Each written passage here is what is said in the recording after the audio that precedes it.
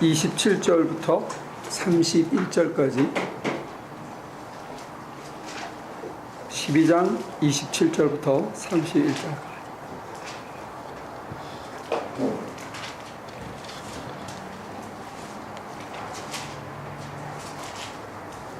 왜 읽으시겠습니까?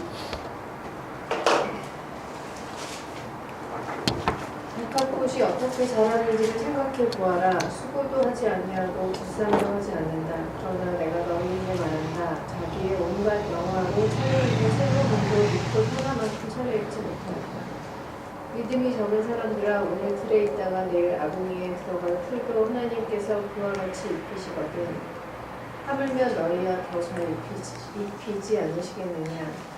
그러므로 너희는 무엇을 먹을까 무엇을 마실까 하고 찾지 말고 염려하지 말아라. 이런 것은 다 이방 사람들이 추구하는 것이다. 너희 아버지께서는 이런 것이 너희에게 필요하다는 것을 아신다. 그러므로 너희는 그의 나라를 구하여라. 그리하면 이런 것들을 너희에게 더하여 주실 것이다. 두려워하지 말아라. 적은들이여, 너희 아버지께서 그의 나라를 너희에게 주시기를 기뻐하신다. 너희 소유를 팔아서 자선을 베풀어라. 너희는 자기를 위하여 낡아지지 않는 주머니를 만들고 하늘에다가 없어지지 않는 재물을 쌓아두어라. 거기에는 도둑이나 종의 피해가 없다. 너희의 재물이 있는 곳에 너희의 마음도 있을 것이다.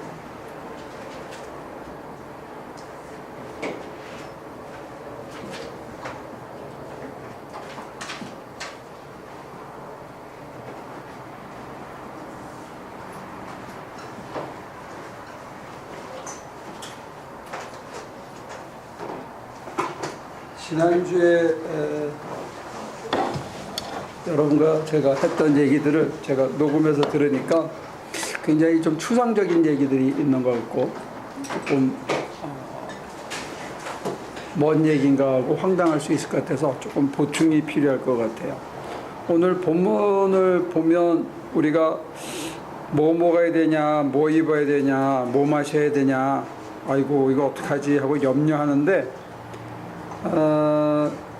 성경은 사실 배가 고프니까 뭐 먹을까, 또 당장 내일 저 먹을 게 이제 오늘 마지막 쌀을 다 해서 씻어서 먹었으니까 이제 내일은 뭐 먹지 하는 게 우리들의 그 당연한 감성과 이성의 작용으로 내리는 판단이거든요.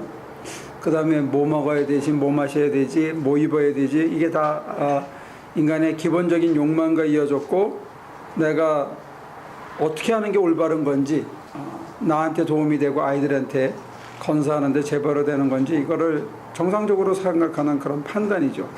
그런데 예수님께서는 그런 정상적인 또 일상적인 우리들이 지극히 이성적으로 내리는 그 판단에 대해서 그런 거 하지 말고 뭐 먹고 뭐 입고 하는 그 가장 생존에 관한, 본능에 관한, 그리고 누구나 다 하는 그런 것들에 대한 판단을 하지 말고 그 시간에 그의 의와 그의 나라를 구하라.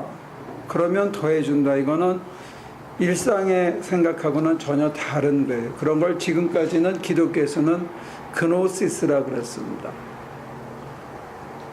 지혜다 그랬고, 이게 지금 우리가 이렇게 읽을 때 소위 근본주의자들은 그 프란시스 베이컨이라는 사람이 얘기한 상식 철학의 입장에서 뭘 먹을까 뭘 하지 말고 염려하지 말고 먼저 그의 의와 나라를 구하라. 그러니까 뭐 먹고 뭐 입고 해야 되는 그 순간에 하나님이 뭘 원하시나 이걸 생각하라. 이런 식으로 이제 본문을 해석하도록 이끌었는데, 저 레마나 그노시스를 주장하는 사람 입장에서는 어느 순간에 내가 정말로 절박하게 뭐가 필요하고 뭐가 먹고 싶고 뭐가 없으면 큰일 나는 순간에, 하나님을 사모하는 순간에 무언가가 번쩍이는 뭔가가 있어서 아 이거구나 하고 내가 이거를 찾아가는 게 맞구나, 그런 게 있는데 그게 고정된 게 아니고 사람마다 다르고 사람의 신앙의 정도에 따라서 아 하는 게 다를 수 있다. 이게 이제 레마를 강조하는 사람들의 하나님의 특별한 어떤 계시의 말씀이 따로 있다 이렇게 강조하는 그런 입장으로 이 본문을 해석했거든요. 그러니까 이 성경의 가르침을, 본문을 상식 철학에 입각해서 글자 그대로의 의미, 내가 정말 절박한데 하나님이라면 이 시간에 뭐 했을까? 이거를 추가라고 이렇게 이제 해석하는 수가 있고, 또 어떤 사람들은 그게 고정된 게 아니고 순간마다 자기의 신앙의 연조나 상황에 따라 이게 확 다를 수 있다. 이렇게 이제 이런 것들을 얘기하는데,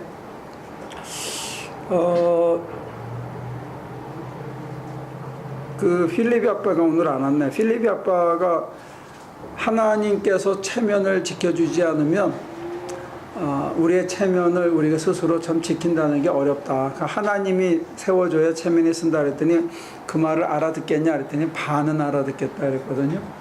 여러분들은 그 말을 어떻게 생각합니까? 내가 내 체면을 지키고 내가 반듯하게 살라고 해서 대해지는 게 아니고 하나님께서 붙들어 줘야 그게 유지된다 하는 그 언명이 정말로 피부에 와 닿냐 이거죠.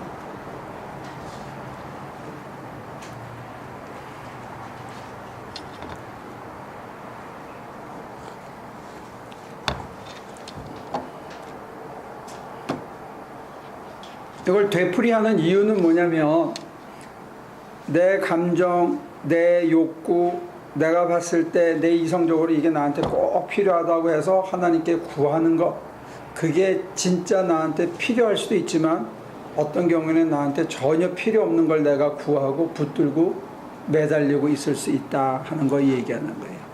기도 생활에서. 그래서 오늘 본문은 그 순간에, 나한테 가장 절박한 순간에 하나님이 뭘 원하시는가, 그거를 생각해보라 하는 가이드라인이고, 하나님에게 영광이 되고 하나님의 의가 이루어지는 그걸 찾아보라 하는 게 이제 예수님의 가이드라인이고, 기도에서는 한 칸 더 나가면 그게 고정되어 있는 게 아니더라 하는 것을 이제 설명하기 위해서 제가 이런 얘기를 하는 거예요. 이게 이제 저나 여러분들이 넘어가기 힘든 기도의 하나의 장벽입니다. 내가 알고 있는 것, 내가 보기에는 나한테 이게 꼭 필요한데 그게 진짜 나한테 꼭 필요한 건지, 우리는 그걸 달라고 매달릴 수 있거든요.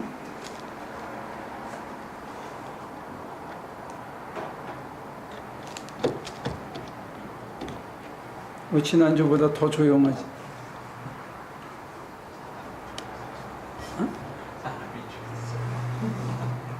아니면 한 얘기를 또 해서 그럼 한 사람밖에 안 들었어.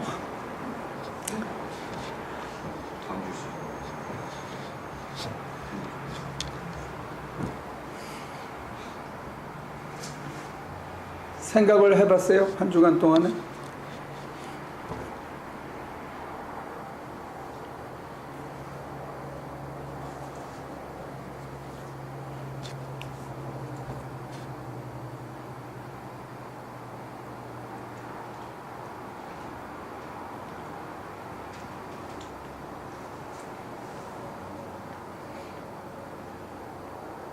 나는 딱 갖고 싶고 정말 이거 때문에 야단났는데, 목사가 이 기절을 딱 대면서 먼저 그의 의와 나라를 구하십시오 그렇게 권면을 하면 갑자기 재수가 싹 없어지면서 내가 무슨 죄를 진 것처럼, 무슨 저급한 신앙인 것처럼 그렇게 매도당하는 것 같아서 기분이 나쁠 수 있거든요.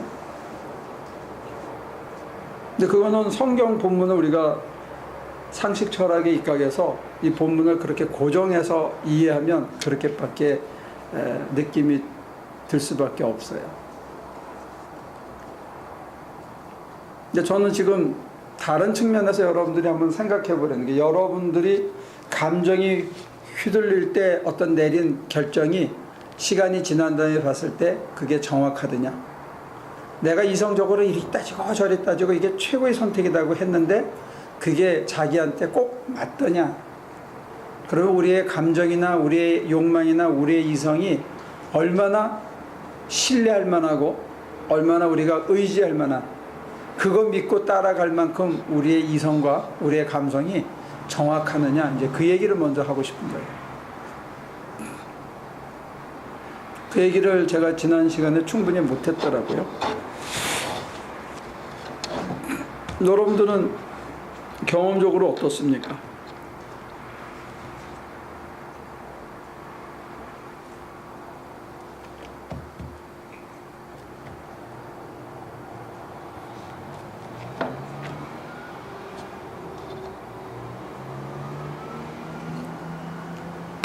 왜 웃어? 돌아가는데 이게 거기부터 얘기해서 거꾸로 돌아가겠어.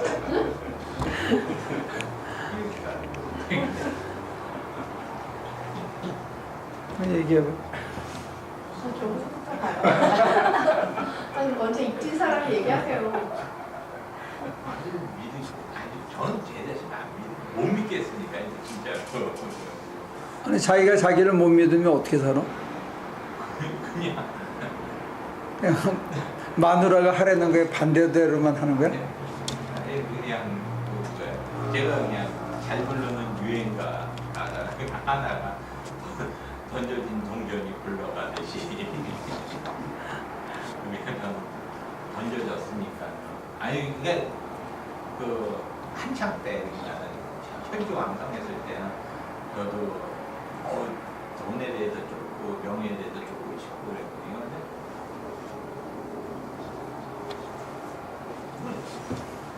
별로 그러니까 성격하고 이게 맞지가 그러니까 못 쫓아가겠더라고요. 그러니까는 저는 부자는 부자가 되려면 잘 싸워야 된다라는 이론을 믿고 있기 때문에 그러니까는 성격적으로 안 되니까는 진짜로 인간적으로 뭐 그런 욕심 같은 건 정말로 내려놓고 싶은데 그런데 힘든 거는 이제 저한테 제가 이제 던져진 동전처럼 제 삶이 던져져가지고 원치 않는 뭐를 해야 되는 애니까는 그냥 하면서 살아가기 때문에 그래서 그거를 진짜 절실하게 느끼긴 해요. 그러니까 하나님이 지켜주시지 않으면 체면은 아무 필요 없다. 그러니까 그거 많이 봤으니까 인생이 그냥 한 방에 무너지는 것도 너무 많이 봤고 진짜 제일 많이 한 주니까 모든 거에 대해서 집착하지 않게 해주시옵소서. 근데 자기가 집착하는지 안 하는지 어떻게 판단할 수 있죠?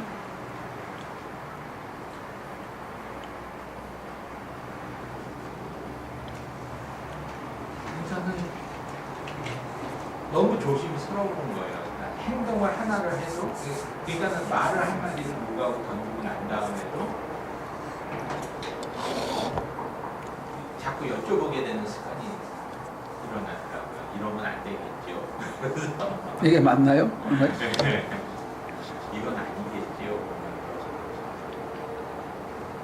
그런데 조금 스스로가 좀 우려스러운 게 그래가지고 너무 허무주의로 빠지는 건 아닌지 내가 좀 허무스러운 게 많아요. 자꾸 좀 아마 이거를 이제 저희 부모님이 들으시면 나중에 거예요. 대할도 없는. 먹고 싶은 거, 갖고 싶은 거, 욕심을 내려놓고 자기 감정을 비우고 나니까 그냥 하루하루 사는 거예요. 네. 뭘 하겠다 이런 게 없이. 네. 그러니까는 이 와이프 아시잖아요. 에너지가 넘쳐가지고 맨날 그리고 일 벌리고는 이거 하나도 수습이 안 되고 그런데 그것도 지켜보게밖에 안 되더라고요. 그러면서 그렇지만 또 굉장히 이제 큰 저의 십자가죠. 녹음되고 있다는 사실을. 방송 안 올리실 것 같은데? 이거 주최측에 녹아도? 이건 패스워드 건잖아요. 그러니까는 안타까운 눈으로 보고는 있는데 하여튼 그러니까 그 준비는 하나만 하고 있어요. 그래서 뭔가 터지는 그러니까 마음으로도 준비하고. 근데 터져서 수습할 때 이게 정말로 이성적으로 또는 모든 면에서 신앙적으로 이게 최선의 방책이다 이런 확신을 가지고 일을 처리해요. 그렇게 하고 싶은데 하나 잘 안 되는 게 아직도 하나님에 대한 믿음이 약하다는 거는 많이 느끼고. 그럴 때 감정에 쏠려서 일을 처리하는 편이에요? 아니면 계속 따져가지고 이게 최선이니까 이렇게 하는 편이에요? 아니면 하나님이 알아서 하십시오 하면서 가는 편이에요? 요새 자꾸 그쪽으로 터닝은 하고는 있거든요. 그러니까 네. 절대 저는 이제 진짜 타고난 게 감정적으로는 처리를 못해요.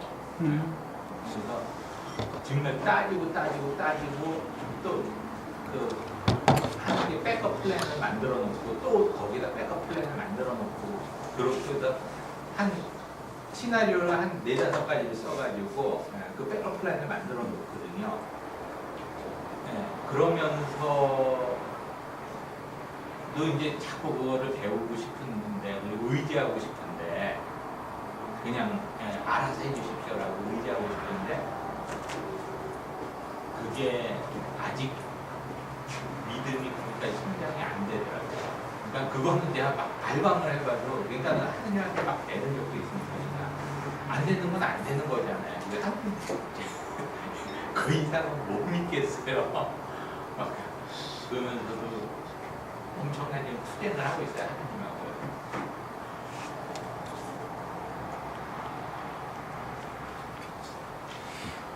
자, 그럼 모니카 씨 얘기.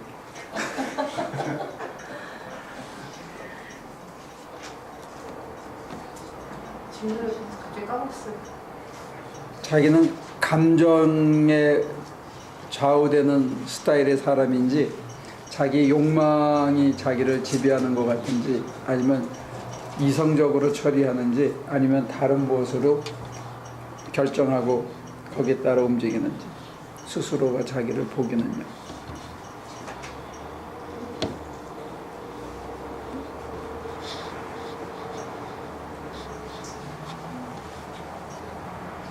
저는 그러니까 지금하고 전하고는 다른 것 같아요. 보면 전에는 되게 따지고 저도 배주자님처럼 1안이 안 되면 2안, 2안이 안 되면 3안까지는 해놨거든요. 그걸 이렇게 모든 게 다 좀 준비가 돼야 되고. 근데 그게 되게 힘들었어요. 왜냐면 저는 원래 그런 사람은 아니거든요. 준비성이 뛰어나다든지 그런 사람은 아니었는데 그렇게 하려고 애를 썼고 되게 그거에 집착을 했었어요. 근데 뭐 워낙 빵빵 터지고 이제 딱 다 말아먹고 나니까 제가 처음에 들었던 저 자신에 대한 퀘스천이 그거였거든요. 되게 이상하다. 내가 나한테 있는 모든 옵션 중에서 제일 좋은 거, 그다음에 내가 제일 할 수 있는 거, 그다음에 그런 최선의 방향으로만 결정짓고 왔는데 이게 뭐지? 막 이런 생각이 들었었어요. 그러니까 하나서부터 10까지 제 뜻대로 된 게 없었어요. 그래서 그게 너무 이제 화가 났고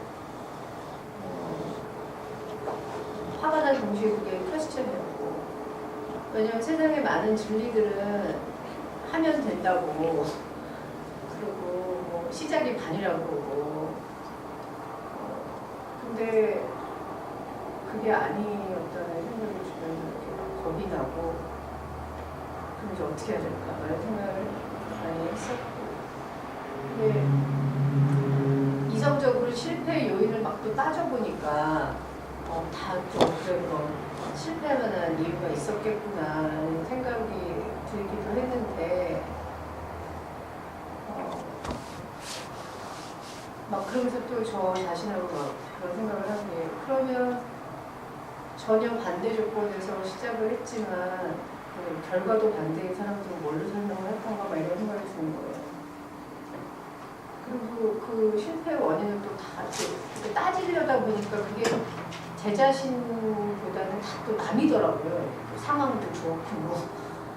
근데 결국은 이제 이거는 그 이유는 이제 뭐 제가 신앙으로 이제 돌리고 나서 시작된 거지만 그 원인을 나한테서 찾기 시작하는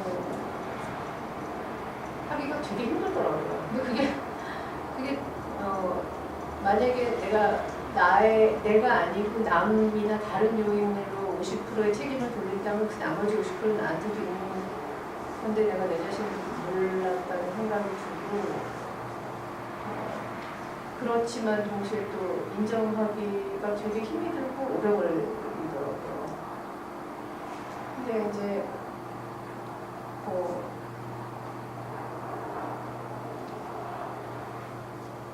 내려놓는다고 왜냐면 이제 저 자신의 생각을 제가 원하는 것도 왜냐면 전에 너무 데스퍼레이트하게 원했던 것들이 시간이 변하면서 이제는 나한테 별로 그게 의미도 없고 쓸모도 없어진 것들이 너무 많다는 걸 좀 느꼈고 그리고 제가 너무 데스퍼레이트하게 원했던 그것 때문에 내가 이 모양 목걸이 됐구나라는 생각도 들고 그래서 뭐 목사님 말씀하신 것도 적시에 제 귀에 들리기도 했겠지만 경험적으로도 내가 선택하는 거나 내가 좋아하는 것도 믿을 수가 없다는 생각이 들면서 막 갑자기 사는 게 너무 무서워졌어요. 어느 때. 지금은 이게 다 알겠는데 이제 실제 현실적으로 내가 그걸 내려놓은 사람이 결정하는 건 어떻게 해야 되는 건가 이런 생각이 들잖아요. 근데 그 이후로는 그러니까 막 전에는 뭐 몇 날 며칠까지 뭐 이렇게 해야지 그 집으로 이사를 갈 수 있는 거야. 뭐 이렇게 막 그러면 막 그 집으로 이사를 가려면 막 정말 발걸음 다 했는데 그냥 안 되는 건 정말 포기해야 되겠다. 안 될 수도 있다. 안 되는 게 나한테 더 좋을지도 모른다. 최선은 다해보지만 결과는 지켜봐야겠다. 그렇게 좀 한 발짝 뒤로 물러서게 되니까 감정이 그렇게 옛날처럼 막 증폭되지 않더라고요. 되느냐 안 되느냐의 의미보다는 뭔가 이렇게 일이 진행될 때 내가 반응하는 게 어떻게 달라지는지에 대해서 스스로 관찰하는 시간이 더 많아지고 근데 그런 시간이 좀 쌓이고 지나다 보니까 그러니까 일이 뭐 내 기준에서 성공했냐 내가 원하는 대로 됐냐 뭐 실패냐 이거보다는 그냥 그 과정 중에서 이렇게 제 자신을 보면서 이렇게 좀 생각하게 되는 것들이 많아지고 그러니까 이제는 일의 뭐 결과는 별로 그렇게 중요한 의미가 없어져.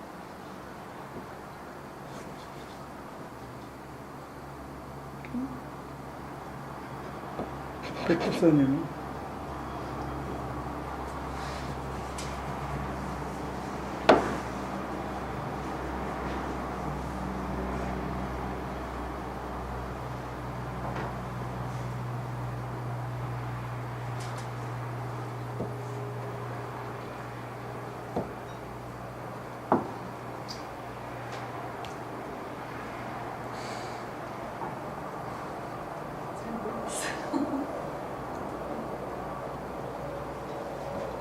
아직도 꿈이 많은데 그 갖고 있는 꿈이 진짜 맞다고 생각해요? 아니면 이루어져야 되는 꿈이에요? 아니면 버려야 되는 꿈이에요?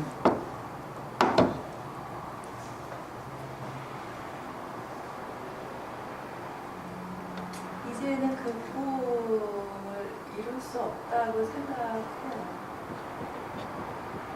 그러니까 포기했는데 그러고 나니까 재미가 별로 없어요. 이 도식대로 하면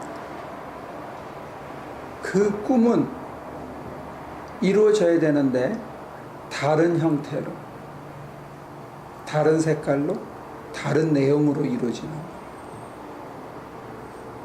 그래서 내 감정으로 이게 꼭 있어야 되고 내 이성으로 소중한 꿈인데 성경대로 하면 그 꿈을 버리고 하나님이 원하시는 꿈을 찾아가다 보면 하나님의 꿈과 내가 생각했던 꿈이 묘하게 만나는 제3의 자리가 있다는 거예요. 이게 언제? 언제요? 언제 시작하냐면 내가 갖고 있는 내 꿈을 포기하면서부터 시작된다는 거예요. 이 방식은. 근데 그 포기할 때까지는 하나님이 되게 많이 간섭을 하셔서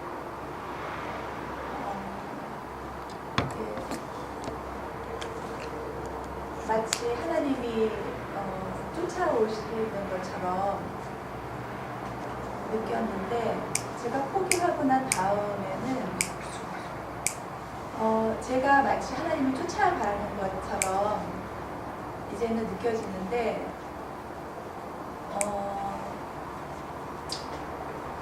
하나님이 그 전에처럼 간섭은 안 하시는 것 같아서 재미가 없어요. 이렇게 간섭을 안 하는 게 아니고 디태치 돼 있을 때는 기다리시죠. 늘어져 있을 때는.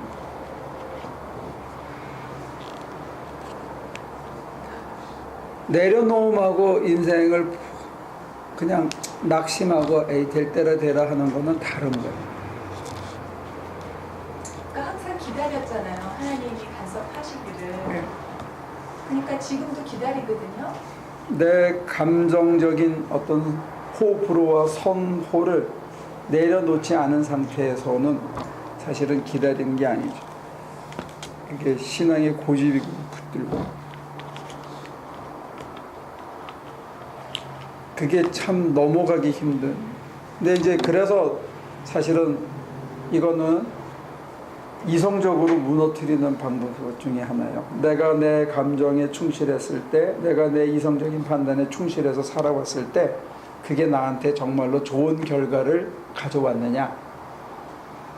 적어도 내가 살아온 지금까지 짧은 시간에. 그래서 아무리 따져봐도 그게 신뢰할 만한 존재가 안 된다면 이제 더 이상 내 감정과 내 욕망과 내 이성에 신뢰하지 말자 하는 설득인 거예요. 근데 이게 참 설득하기 힘든 거예요. 자기를 부정한다는 게 쉽지 않기 때문에.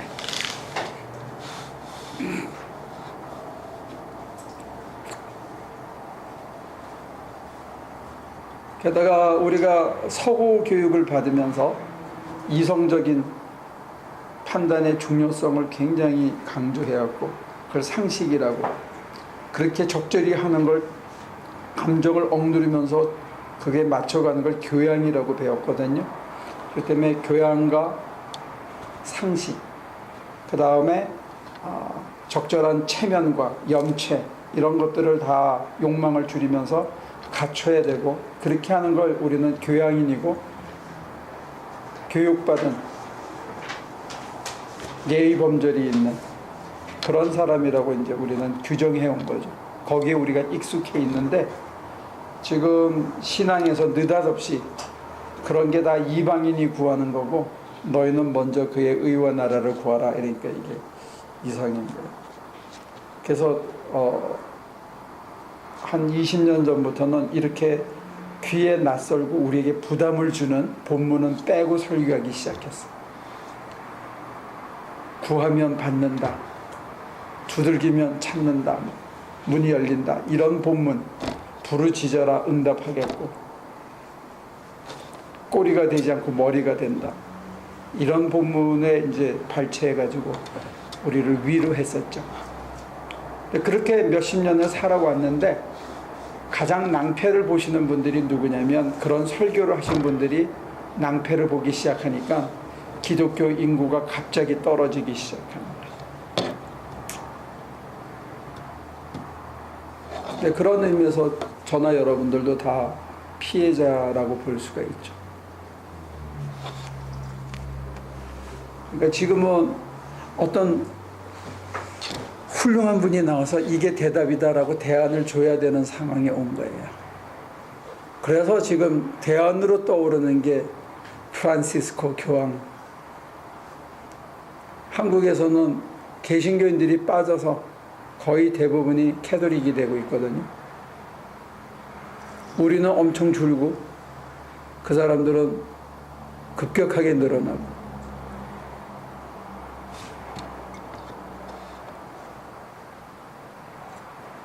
일단 거기서는 교회에서 싸우는 게 거의 불가능하고, 두 번째는 헌금을 강요하지 않고, 거기는 건축을 거의 할 필요가 없으니까 건축 헌금을 낼 필요가 없고.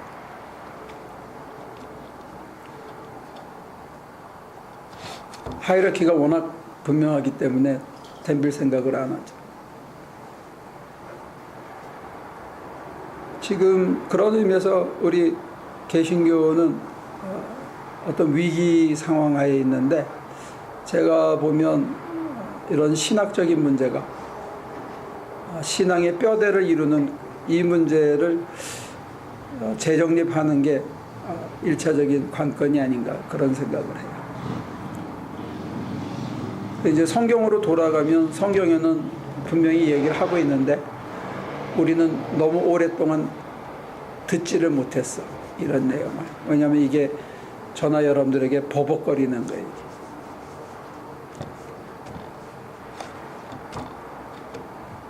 내 감정으로 봤을 때는 이게 나한테 반드시 있어야 되는 거야. 이건 꼭 갖고 싶은 거야. 근데 그거보다 하나님의 의와 하나님의 나라를 먼저 구하라 그러거나, 이게 참 힘든 거예요.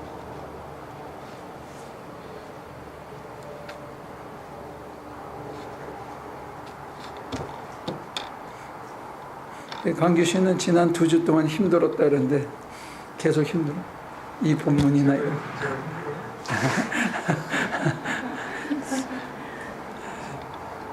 아니.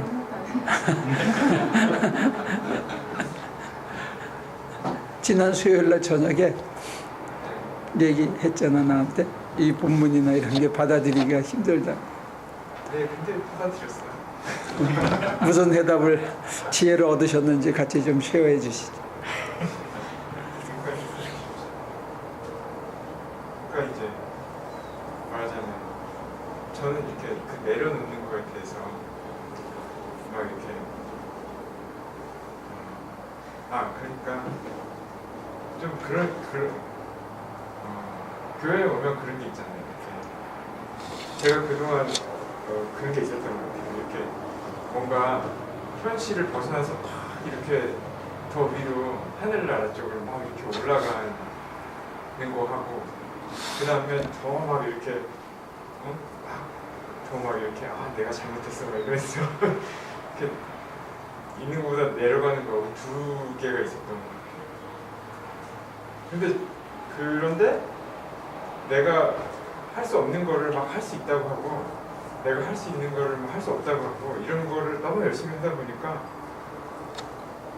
할 수 있는 걸 할 수 있다고 하고 할 수 없는 걸 할 수 없다고 하는 거를 잘 못하는 거야. 이게 말이 되나?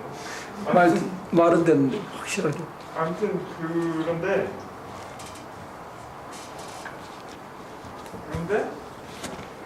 그러니까 그게 말하자면 바보짓이잖아요.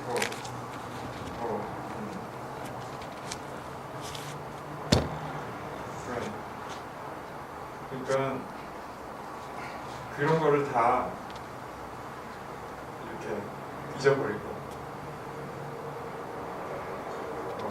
사는 게 좋은 것 같아요. 거짓말 하지 않고. 통역 좀 해봐요. 지금 차에 타고 오면서 한 얘기예요.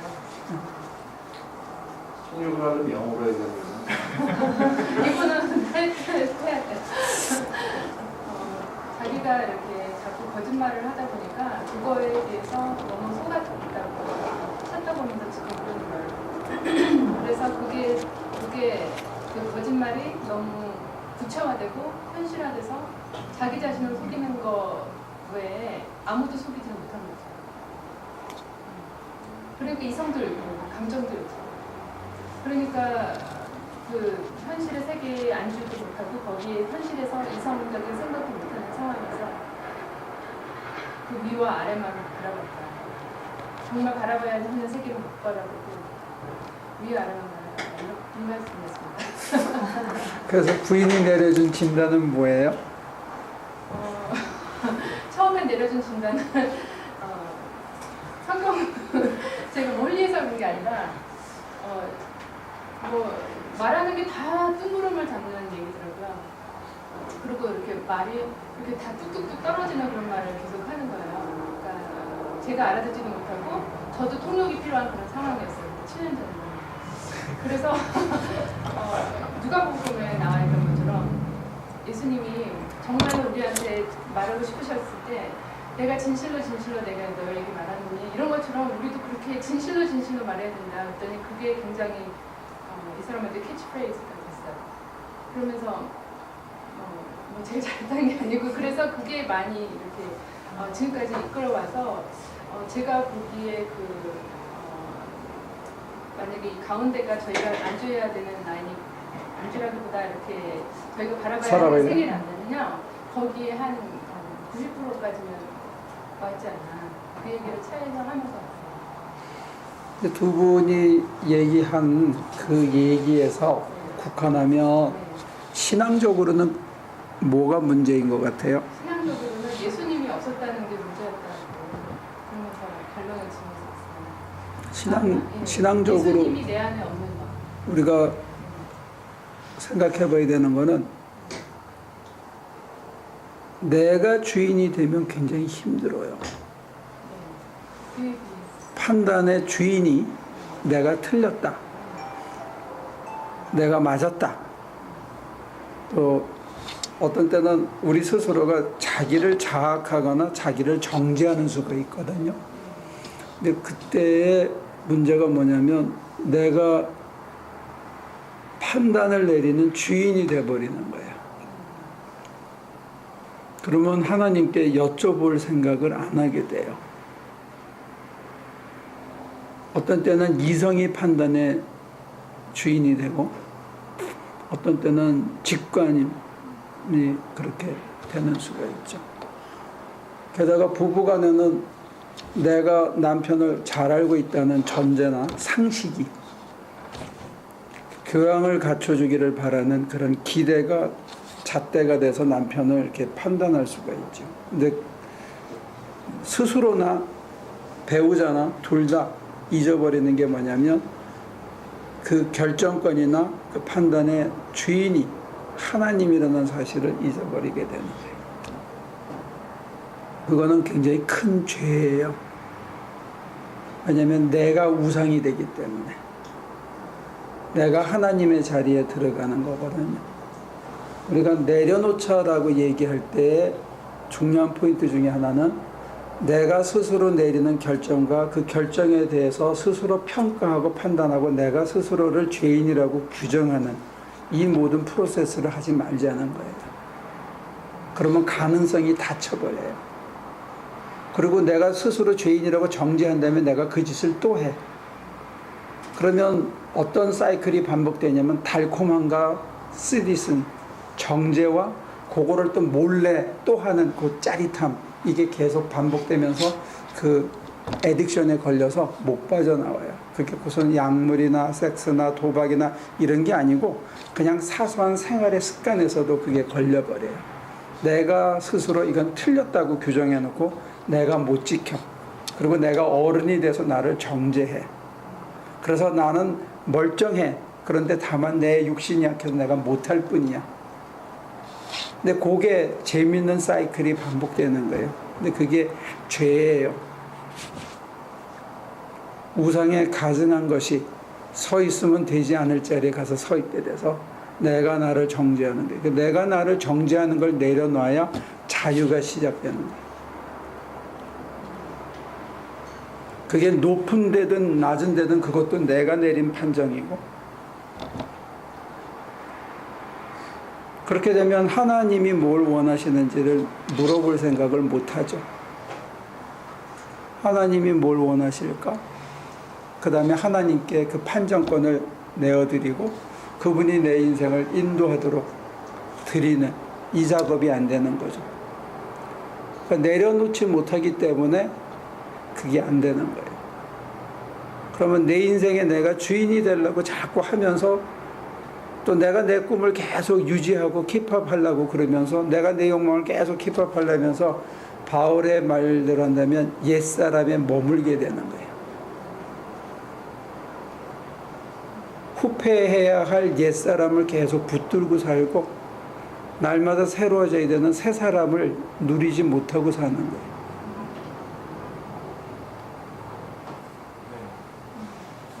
제 말이 그러면 그러면서 뭘까 그러면서 왔는데 목사님이 지금 말이 되잖아. 말이 되니까 내가 알아듣잖아.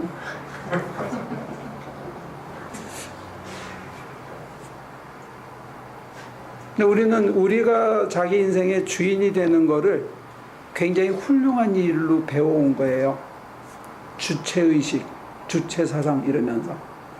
내 인생에 내가 주인이 되어야 된다고 배워왔는데 신앙적으로 보면 내 스스로 주인이 된다는 거가 하나님을 내 인생에서 알게 모르게 밀어내게 되는 거예요. 그러면서 하나님 없는 작은 인생을 살게 되는 거예요. 이게 옛사람이에요. 하나님께 나를 내어드림으로 인해서 하나님을 신뢰함으로 인해서 하나님께 여쭤봄으로써 하나님께 가이드를 받음으로써 하나님께 힘을 공급받음으로써 내 옛사람이 이게 껍질을 벗겨져 나가는 거예요. 그래서 기도하는 거예요. 그래서 기도하는 방법이 바뀌어야 된다는 거예요.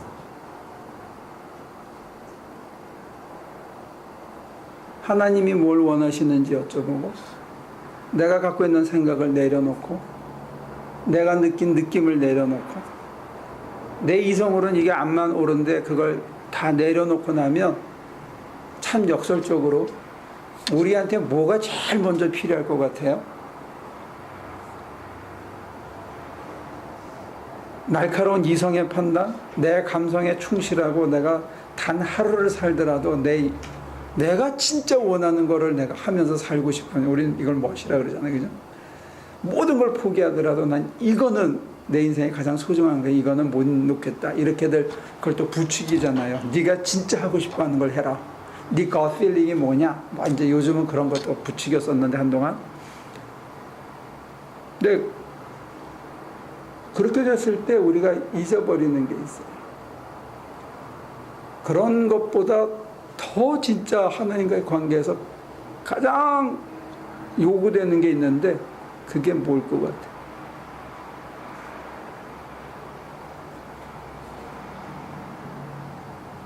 옛사람을 내려놓는다는 거, 내 감정과 내가 정말 하고 싶은 것, 이거를 지금까지 부추김을 당해서 왔는데 그런 걸 내려놓고 또 내려놓기 위해서 내려놓으려면 우리한테 제일 필요한 게 있어요.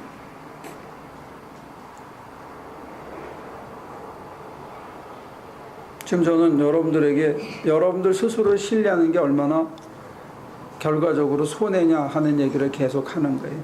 근데 그게 이제 어느 정도 수긍이 되고 납득이 되면 하나님과의 관계에서 우리가 가장 중요한 덕목이 있어야 되는 거예요.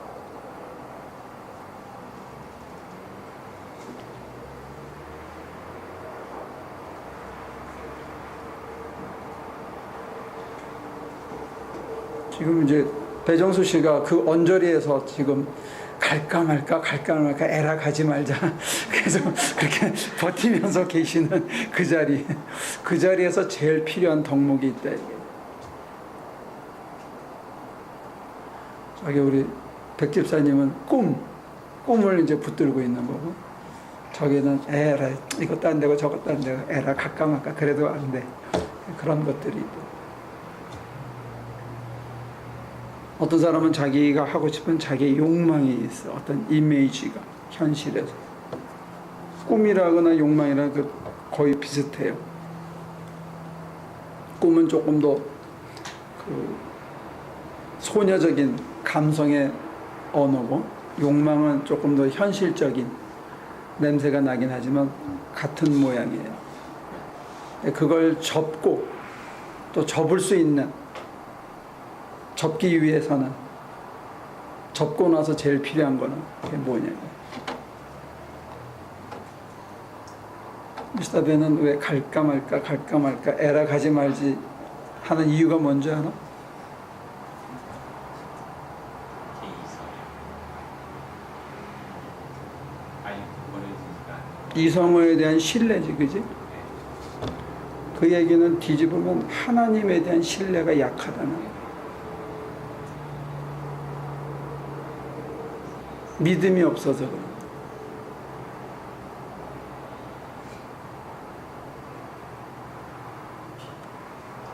그러니까 우리가 하나님께 구해야 되는 게 믿음이라는 겁니다. 믿음이 없어서 그게 안 놓아지는 거예요. 그래서 인생에 완전히 꼬꾸라지는 게 도움이 될 수 있다는 게 뭐냐면, 내가 살아온 내 삶의 방식에 대한 신뢰나 내 주변에 있는 인간들에 대한 신뢰가 모두 깨져버리기 때문에 믿을 곳이 딱 하나밖에 안 남는 거예요. 나를 용서해 주시고 그 순간에도 나를 인정해 주는. 그래서 어떤 신문에 보니까 누가 가장 좋은 상사냐, 3가지 덕목이 있는데, 내 개인의 애로사항을 인정해 주고 그걸 알아서 해 주시는 분. 그게 첫 번째로. 그 다음에 내 능력을 믿어주는 사람. 그래서 내가 실수하고 실패하더라도 또 할 수 있을 거라고 기회를 주는 사람. 이런 사람을 제일 좋은 직장이래. 근데 그거를 하나님한테 대입해봐요. 모든 사람이 우리를 포기했을 때 하나님은 우리를 또 믿어줘. 할 수 있다. 그리고 내 개인의 가장 구체적인 그걸 가려서 덮어주셔. 근데 우리는 사람에게도 하물며 그런데 하나님을 그런 자리에서 만나면 하나님을 향한 신뢰가 확보되는 거예요. 근데 문제는 형편이 좋아지면 그걸 잊어버려.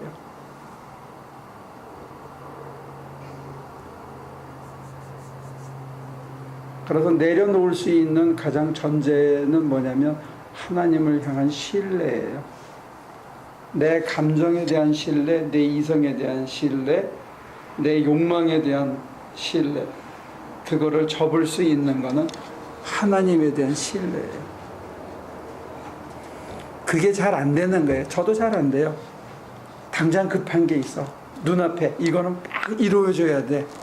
이것 때문에 너무나 많은 사람이 얽혀있고 너무나 많은 일이 얽혀있고 모든 게 그거 하나면 다 해결됐다고 하는 순간에 하나님께서는 그걸 해결해 주는 게 아니라 저한테 뭘 주고 싶어 하시냐면 믿음을 주고 싶어. 하나님이 하실 거라는, 그리고 하나님이 내리시는 판단이 나한테 가장 선한 판단이라는 걸 받아들이는 믿음이 나한테 생기기를 바라요. 우리한테 없는 게 믿음인 거예요. 그 믿음이 생기면 먼저 그의 의와 나라를 구할 수 있고 하나님께 내 마음을 다 드릴 수 있고 하나님이 원하시는 걸 내 것으로 받아들일 수 있는데, 그거를 못 바꾸는 거예요. 내 꿈하고 못 바꾸고 내가 진짜 이거는 급하다고 생각하고 절박하다는 것하고 못 바꾸는 거예요. 내 눈에는 반드시 이게 맞아. 그래서 이걸 못 바꾸기 때문에 신비의 세계로 못 들어가는 거예요. 하나님께서 인도하시는 unknown territory, 한 번도 안 가본 그 모험의 세계로 우리가 못 들어가는 거예요. 그거는 하나님을 향한 신뢰가 약하기 때문에 그래요. 믿음이 없어서 그런 거예요. 바울 선생님이 잡혀갈 때 다른 제자들과 빌립의 딸, 내 딸 예언자들이 당신 가면 죽는다고 다 말렸거든. 근데 바울은 자기도 알면서 가는 거예요. 그게 뭐냐면 믿음 때문에 가는 거예요.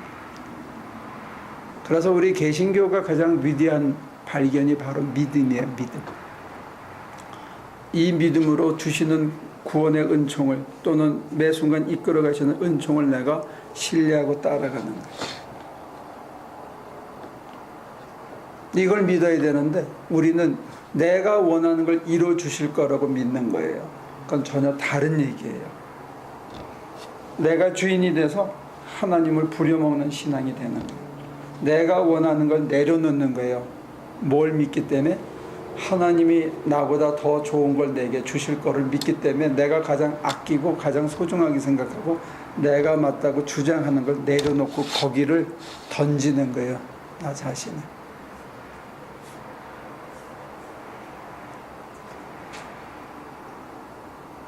그러면 이제 우리는 개신교 신앙의 뿌리로 다시 돌아오면 똑같은 얘기를 하는 거예요. 믿음, 내가 딴 교회에서 듣던 것도 믿음, 똑같은 믿음 얘기하는 거 아니냐. 근데 지금 제가 여러분들과 함께 나누는 그 믿음은 뭐냐면 내 발등에 불이 떨어지는 현실에 어떤 문제가 있든지 간에 거기에 연연하지 않는 믿음이에요.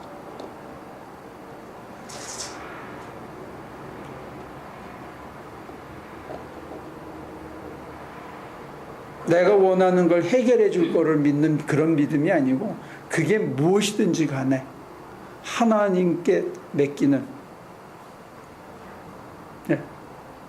그러니까 그게 하나님이 제가 생각하는 그 지혜, 제가 스스로 생각하는 그 지혜라고 하는 그것보다 더 많은 관심을 가지고 계시다는 것을 포함하고. 이해하는 그 말이 그걸 그런 전제하에서 하나님이 나를 나보다 더 염려하셔서 자기 목숨을 아끼지 않을 정도로 나를 사랑하셔서 내게 제일 선한 길로 이끌어 가시기 위해서 나를 지금 내 감정이나 내 이성으로는 도저히 상상을 할 수가 없는 그 길로 나를 이끌어 가시는데 우리가 요게 안 되니까 레마라는 단어를 만든 거예요. 그노시스라는 깨달음의 그걸 정말 아쉽게 내려놓는데 어느 순간에 팍 길이 보이면서 이렇게 끌고 가시는구나.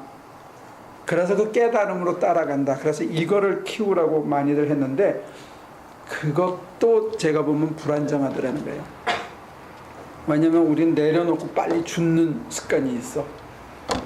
감정을 내려놓은 것 같은데 또 있어. 이성적으로 내려놓은 건데 이성을 또 붙들고 있기 때문에 레마를 받아도 계시를 받고 깨달음을 얻어도 과거에 종속된 정말로 철저히 죽으면 죽으리라 아무것도 생각하지 않고 하나님께 모든 걸 다 드리는 그런 신뢰가 사실은 더 소중한데 그게 잘 안 되더라는 거예요.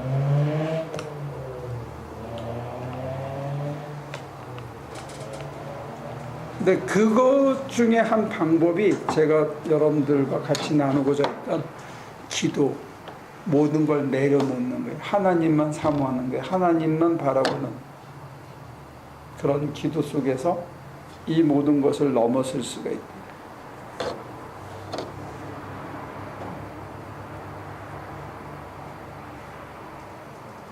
네, 그 여정에서 한 가지 보조적으로 우리가 잘 안 되면 하나님 믿음 주세요. 믿음을 달라고 끊임없이 기도할 수는 있습니다.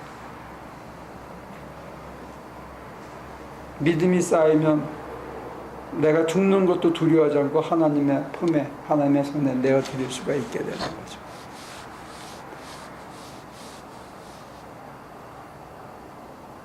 그렇게 하나님을 믿기가 참 어려워요. 내 생명, 내 원함, 내 꿈, 나라고 하는 이 껍질에 대한 이거를 참 놓기가 어렵더라고요. 그래서 아마 스님들은 출가한다 그러면 잘 안 받아주다가 일단 머리부터 깎이나 봐. 콜랑. 그리고 옷부터 다 벗겨가지고 군인들도 그렇게 철저하진 않거든. 근데 속옷까지 다 하고 옷도 제일 심플하잖아. 잿물 들인 옷 하나 딱 주고 고무신 신기는 거야. 그리고 땡. 대패로 머리 깎이거든. 깎이고 나면 이제 요즘은 면도칼로 깎더라고. 다 네가 아니라는 거지, 이 사람들은. 내가 내린 판단, 내가 내리는 내 감정의 요동 그 전체가 상이라는 거야. 이미지지 본체는 아니라고 그 사람들은 가리키는 거예요. 근데 우리도 기도에 들어가서 하나님과 하나됨을 맛봤을 때 내가 갖고 있던 모든 이미지, 내가 갖고 있던 모든 욕망, 내가 절박하다고 느꼈던 그것, 심지어 나라는 것조차도 다 껍질이고 허상이라는 걸 받아들이게 되는데, 우리가 그 사람들하고 다른 방식은 내가 우주처럼 넓혀지고 그 하나님이 나를 지극히 사랑하며 나를 이렇게 도말시키지 않는다는 거예요. 하나님 안에서 내가 나로서 가득 차게 하지 나를 없애버리지 않는다는 거예요. 그리고 내가 하나님이 되는 것도 아니야. 그게 이제 기독론에서 아버지와 내가 하나이듯 저들이 하나가 되고 내가 참 인간이며 참 신이 되는 그 자리에 그 경험이 있더라는 거예요. 근데 거기에 이르는 가장 전 단계가 신뢰, 하나님에 대한. 여러분들은 하나님보다 다른 걸 더 소중하게 생각하는 거예요. 거기서 이제 이게 안 넘어가는 거예요.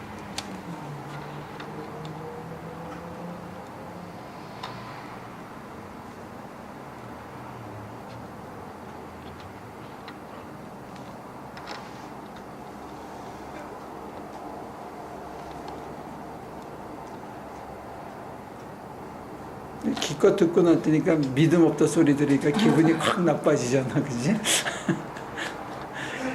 지금까지 열심히 믿어왔는데 내가 이게 안 넘어가는 이유가 믿음이 없어서 그렇다. 이건 참 황당한 진단인 거예요. 저는 지난주 수요일에 이제 저렇게 탄성 해놓으신 거를 이제 또 이제 다시 생각을 해봤는데 우리가 구분하는 나 스스로 구분하는 감정, 이성, 뭐 지혜 이런 것들이 뭐 이성으로 판단하여 그러니까 일일이 보면 자식들한테 뭐 이렇게 하면 이런 일이 일어날 것이야. 그러니까 이게 하면 좋겠어. 그러니까 이거는 내가 살아온 걸 보니까 이런 지혜가 생기더라. 뭐 이렇게 얘기를 했단 말이죠. 그런데 사실상 그 안에 이거 저쪽은 저의 예예요. 그렇게 말하는 그 순간에 내가 너보다 더 많이 살아서 잘난 척과 그 다음에 이제 그것도 못 알아듣니 하는 그런 미움과 그런 것들이 되게 섞여 있는 거를 저 자신이 모르고 있었다는 거를 알게 됐어요. 그러니까 그때 저에 대한 신뢰가 딱 깨지더라고요. 그 사람이 하는 거라는 건 저도 구분도 되지도 않을 뿐만 아니라 그것도 좋은 깨달음인데 그것보다는 여기서 얘기하는 거는 그거는 죽은 지혜예요. 나한테 적용했던 죽은 지혜지 지금 그 순간에 딸이나 아들에게 맞는 하나님의 뜻은 아닐 수 있어요. 그래서 그러니까 내가 전에는 그걸로 깨달음을 얻고 좋았어. 근데 그거를 1년이 지난 다음에 그걸 그대로 적용하면 나는 죽은 사람이에요. 1년 후에는 나한테 다른 걸 적용해야 돼.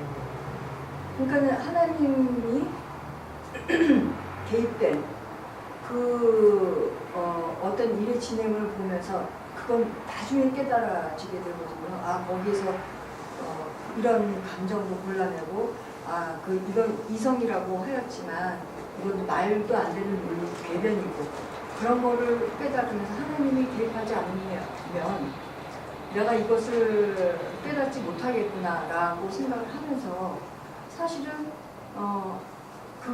그것이야말로 믿음이 없는 행동이 아니라 믿음이 없음에서 비롯된 것이다라는 것을 알게 됐거든요. 그래서 그러면 나는 이제 믿음의 씨앗이라도 좀 갖고 싶다 하는 걸로 소망하게 됐는데 저는 그거를 지금 저의 꿈이라고 생각을 했거든요. 그런데 얘기는 이제 좀 살짝 비껴서 좀 죄송한데요. 그 백집사님한테서 목사님이 발견하신 그 꿈이라는 거는 뭘까요? 저는 그게 제가 꿈이라고 해서 꿈에서 못 벗어난다고 하면 나도 그럼 지금 못 벗어나고 있는 거 아닌가? 저게 두 사람이 갖고 있는 건 다른 거예요. 네, 지금 지선 씨 같은 경우는 너무 이성적인 분석을 하고 있거든요. 여전히요. 예, 그 분석을 내려놓는 거예요. 그 분석을 하는 내가 주인이 되는 거예요. 그 분석을 하고 있는 동안에는 하나님이 안 보여요. 그렇기 때문에 안 보이는 예, 거고. 분석을 하는 동안에 안 보이는 거고, 지금 백집사님 같은 경우는 내가 그려놓은 어떤 이미지가 있어요. 내가 원하는 어떤 그림이 있는 거예요. 그거를 내려놓기 전에는 하나님이 내 삶의 주인이 되기가 참 힘들어요. 그게 제로가 돼야 하나님이 내 삶의 주인이 되실 수가 있어요. 그리고 하나님께서 주인이 되시는 순간에 내가 비로소 나를 진짜 찾을 수가 있어요. 그 안에서. 그게 그 다음 단계인데, 지금 이게 안 되면 그 다음 단계로 넘어가지 못하는데, 그게 또 두려운 거예요. 자기 상실로. 그래서 그 넘어가는 것, 그 다음 단계에 이르는 그 모든 여정에서 하나님을 향한 철저한 신뢰, 내 목숨을 다 바치고 내 모든 걸 다 드릴 수 있는 신뢰가 있어야 이게 넘어가는 거예요. 내가 사라져도 좋다는 것, 하나님만 계시다면 나는 사라져도 좋다는 신뢰가 있어야 하나님 안에서 나를 다시 찾을 수가 있다는 거예요.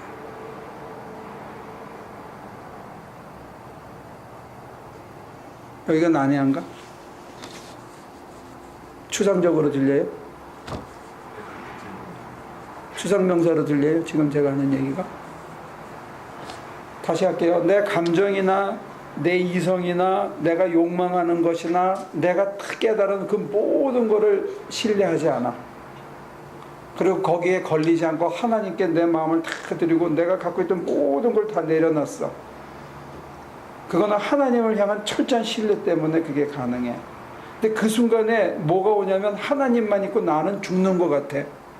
내가 사라지는 것 같은 어마어마한 두려움이 찾아오는 거예요. 하나님이 내 안에 가득 찬 희열과 동시에 내가 사라지는 것 같은 말할 수 없는 공포가 오는데, 그 고비를 넘기고 하나님께서 주시는 진정한 이게 나구나.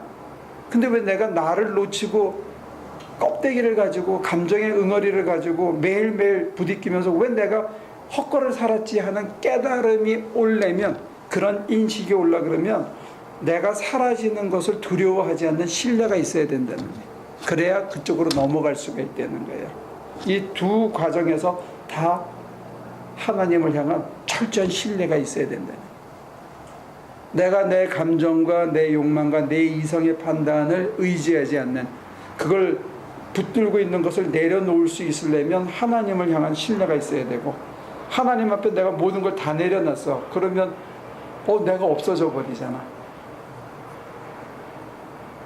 그걸 넘어갈 수 있는 신뢰가 또 있어야 된다.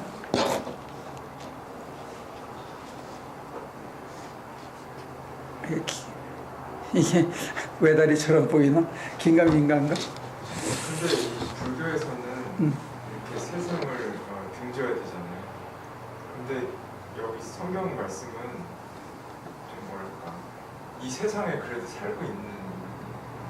불교에서는 세간에 살다가 세상을 들지는 출세간을 하고, 그 다음에 깨닫고 나면 남을 위해서 살기 위해서 출출세간으로 들어오죠. 세상 한가운데. 그렇게 되면 이 세상이 삼사라 이 닐바나가 되는 거야. 내가 살고 있는 이 사바세계가 곧 열반의 세계가 되는 거예요. 지금 우리식으로 표현하면 그 어디나 하늘나라가 되는 거예요.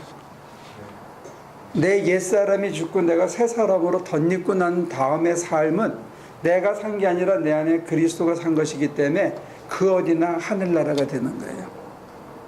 초막이나 궁궐이나.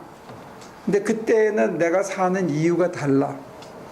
날 위해 사는 게 아니고 날 위해 자기 몸 버리신 그리스도를 위해 살기 때문에, 그리스도의 재현으로 내가 살아가는 삶이기 때문에 내가 사는 세상이 어제하고 동일한 세상이지만 전혀 다른 세상인 거예요. 이게 우리 그리스도인이 가는 길이라는 거예요. 근데 그 모든 변화를 내가 수용할 수 있는 신뢰가 필요한 거예요. 하나님이 나를 전면적으로 수술을 할 때 그걸 내가 받아들이는 근원적인 신앙이 있어야 글로 갈 수가 있다는 거예요. 때로는 하나님께서 고난을, 고통을, 모멸당함을, 남들에게 무시당하는 통로를 지나가게 하면서 내가 더 이상 나를 신뢰하지 않게 하거든요. 근데 그 십자가만 쳐다보면서 하나님이 반드시 옳다는 신뢰가 있지 않으면 그 통로를 빠져가기가 어려운 거예요. 그 다음에 십자가에서 내가 소멸되는, 내가 사라지는 것 같은 두려움이 찾아와요. 그걸 넘어가는 것도 내 뜻대로 마시고 아버지 뜻대로, 아버지 손에 모든 걸 의탁하는 신뢰가 있어야만 넘어갈 수가 있는 거예요. 그러니까 제가 보면 지금까지 이제 수년을 얘기하면서도 이렇게도 설명해보고 저렇게도 설명해봤는데 두 가지 이게 2단 점프를 해야 되는데 이 2단 점프가 다 힘든 거야. 양악선이처럼 이렇게 돌면서 꼬라져가지고 떨어져야 되니까 이게 참 힘든 거예요. 첫 번째가 내 모든 생각과 이런 걸 내려놓는 신뢰고, 그 다음에 그 신뢰 이후에 하늘이 쫙 펼쳐져야 되는데 내가 완전히 이제는 기댈 데가 없잖아요. 감정도 이성도 깨달음도 다 제로가 되는 순간이 오는 거야. 거기에서 하나님만 쳐다봐야 돼. 하나님만 안 쳐다보면 마귀가 와가지고 우리를 마치 유혹하는 것 같은 그런 이상한 상상의 늪으로 들어가기 시작합니다. 그게 지나가야 새하늘과 새 땅이 내 안에서 시작되는. 다 이게 추상명사처럼 보이나? 나는 하늘과 새 땅이 됐다가 다시 꼬꾸라질 수도 있는. sure? 매일 시작해야 돼요. 네. 조금만 얌체짓하면 팍 꼬꾸라져. 그러면은 원사님하고도 그 얘기를 어저께 했는데요. 그러면은 고난을 겪어서 꼬꾸라져서 했는데 또 그 고난 새 사람이 됐잖아요. 그래도 또 꼬꾸라지에서 그게 너무 두려운 거가 정상인 거예요. 그것도 두렵고 다시 개고생을 하는 것도 두렵지만 우리 속에서 오는 저항은 뭐냐면 내면에 우리가 정결해지는 것에 대한 저항이 있어요.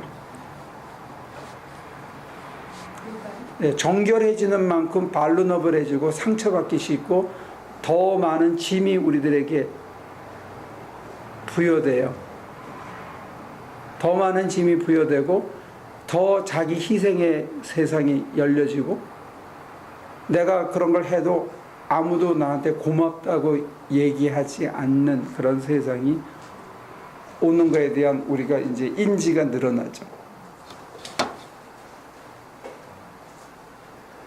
그게 두려움이에요.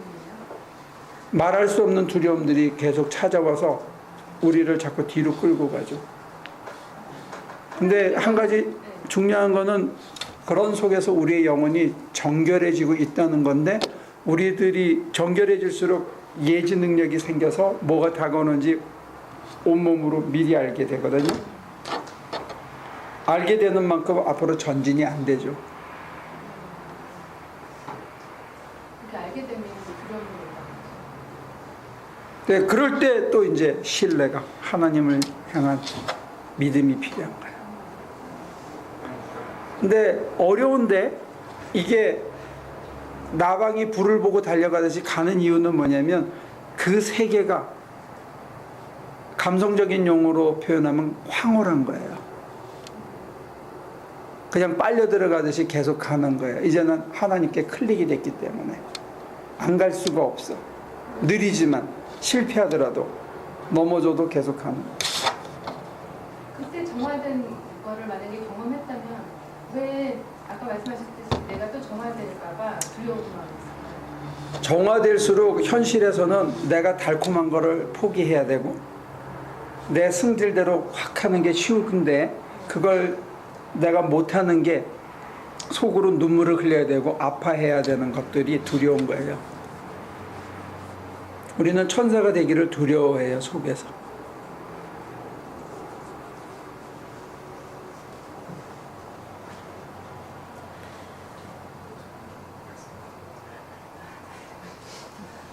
예를 들어서 누가 뭘 부탁을 하잖아요.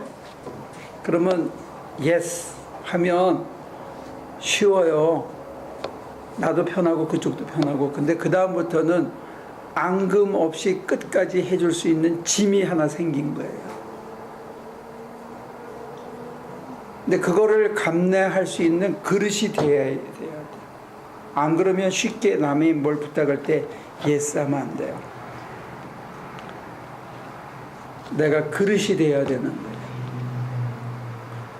그리고 상대도 부탁을 할 때는 처음에는 어렵게 부탁을 해놓고 두 번째는 빚받는 사람처럼 당연히 요구하는 거예요.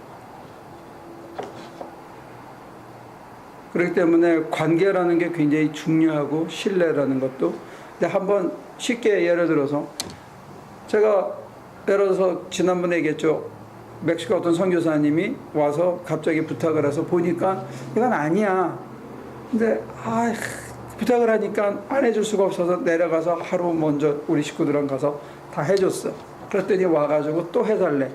그래서 정말 아닌 것 같아서 거절을 했는데 기도하면서 너무 안타까워가지고 오케이 내가 내려가겠습니다. 일주일 가 있을 테니까 이렇게 준비해 주십시오. 그랬더니 자기가 다른 사람을 수배했으니까 됐다고 그러는 거예요.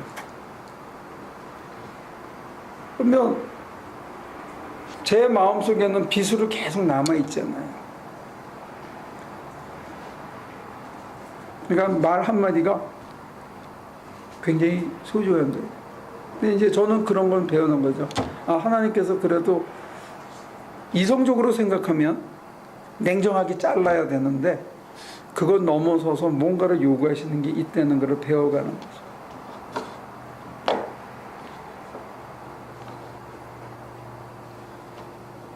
그러니까 우리 자신의 신앙의 성숙도라든지 자기 내면의 어떤 포용력이라든지 이런 것들이 굉장히 요구되는 거예요.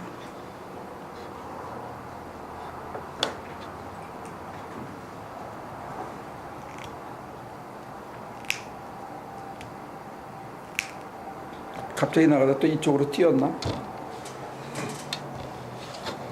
근데 뭐 할 수 준비가 됐을 때 예스를 하고 뭐 그게 진짜 이성적으로는 맞는데요. 살다 보면은 상황적으로 아니면 정말 난 너무 하기 싫은데 할 수 없는데 하는 사람이 없어서 내가 맡아야 되는 경우도 있는 거고. 그러니까 근데 그러니까 준비돼서 내가 그 일을 이렇게 하게 되는 것보다는 이렇게 할 수 없어서 그렇게 하게 되는 경우들이 있는데 하면서도 불만스러울 때 그럼 그릇이 안 됐는데 지나고 보니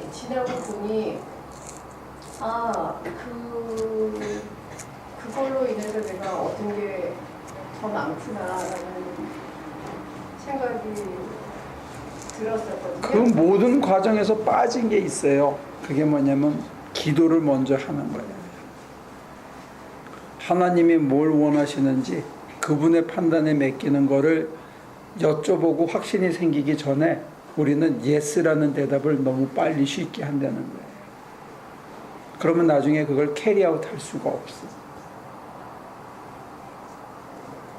그래서 현실적으로 신앙생활에 있어서 하나님과의 관계를 꾸려갈 때 있어서 어떤 게 구체적으로 가이드라인이 되냐면 떠밀려가는 듯한 느낌으로 살아가는 거예요. 하나님에 의해서 떠밀려가는. 이게 자칫하면 굉장히 게을러질 수 있어요. 근데 내가 어떤 판단을 유보하고 하나님께서 나를 마치 떠밀어가는 것 같은 그런 느낌으로 이끄시는 대를 따라가는 게 이게 미지의 세계를 향해서 우리가 끌려가는 거예요.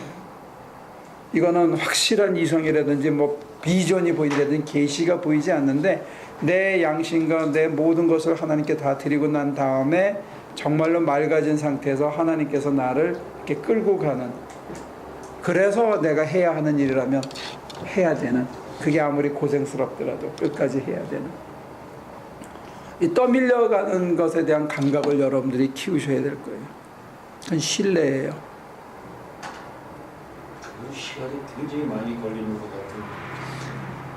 시간이 많이 걸리는데 어디서 많이 걸리냐면 하나님께 다 드리는 거가 잘 안 되기 때문에 시간이 많이 걸리고, 그 다음에 내가 다 없어져도 좋다, 하나님만 있으면 좋다라고 받아들이는 거기까지가 시간이 많이 걸리는 거지, 그 다음 단계에서는 이건 내가 오늘 실수했구나를 깨닫는 거는 의외로 쉽다는 거예요. 그리고 하나님이 어디로 끌고 가는지 막연히 느끼면서 따라가는 거는 컨피던스가 생기는 거예요. 내가 가고 있는 길에 대한 정말로 미지의 세계를 한 발자국 한 발자국 가는데 이게 하나님의 뜻이라는 확신이 내 속에 있어서 정말 남들이 보면 고집스러울 정도로 우직하게 그 길을 갈 수 있는 힘이 생기는 거예요. 그거는 의외로 넘어지더라도 다시 일어설 수 있고 매일 아침 가기 때문에 그거는 오히려 매일 가는 거예요. 매일. 대신 앞서 말씀드린 요 2단계가 참 힘들어요. 이거를 넘었으면 그 다음에는 매일이 떠밀려 가기 때문에 하루하루가 그렇게 늘어지더라도 어느 순간에 늘어질 만큼 늘어진다면 또 고무줄 당기듯이 끌려지는 대로 따라가는 거예요. 그런 가운데서 막 이렇게 몸이 아플 수도 있고. sure. 근데 몸이 아플 때 옛날에는 내가 내 병을 낫게 해달라고 기도해는 몸이 아픈 건데 지금은 몸이 아픈 거가 어떤 때는 하나의 징표가 되는 거예요. 다른 사람을 위해서 기도해주는 신유가 나타나는. 그러니까 달라진 거예요. 생의 목적과 이유가 신앙의 파트. 그게 어떤 때는 육신의 병을 위해서 남을 위해서 기도해줘야 되고 어떤 때는 정신적인 위로를 하기 위해서 내게 하나님께서 병을 주셨다가 기도하고 치유되면서 그 능력으로 그 확신으로 다른 사람을 위해서 기도할 수 있게. 그러니까 지금까지의 신앙생활이 날 위해서 하는 신앙생활이었다면 이제는 조금 달라지는 거죠. 양태가. 시간이 오래 걸리더라도 안 하면 뭐 할 거냐 이제 이런 얘기예요. 왜냐하면 내가 주인이 돼서 살아오는 신앙생활이 끝이 무엇이더냐. 내가 내 감정에 충실하게 내 이성에 충실하게 판단 내리고 살았던 인생이 나한테 얼마나 도움이 됐더냐 하는 이제. 그래서 불교인들은 그거를 화두라는 걸 던져가지고 내가 내린 이성의 판단이 진짜 옳은지 그걸 철저히 까부시게 해서 이리 찔러도 저리 찔러도 안 넘어가는 자리까지 끌고 가자고 이제 하는 그런 공부법을 그 사람들은 배웠어요. 근데 우리는 그 방식으로 갈 수는 없고 우리는 우리 방식으로 가야 되는데 우리 방식에서 가장 중요한 모티브가 뭐냐면 예수님이 보여주신 내 뜻대로 마시고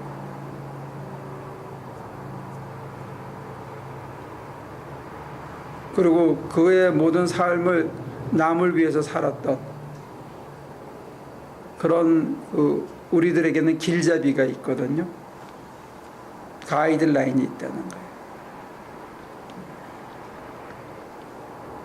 근데 그 가이드라인대로 살았을 때 예수님이 누렸던 아무에게도 꿀리지 않고 아무에게도 주눅들지 않고 어떤 상황에서도 넉넉하셨던 그 자유의 삶이 있다는 거예요. 요 맛이 있더라는 거예요.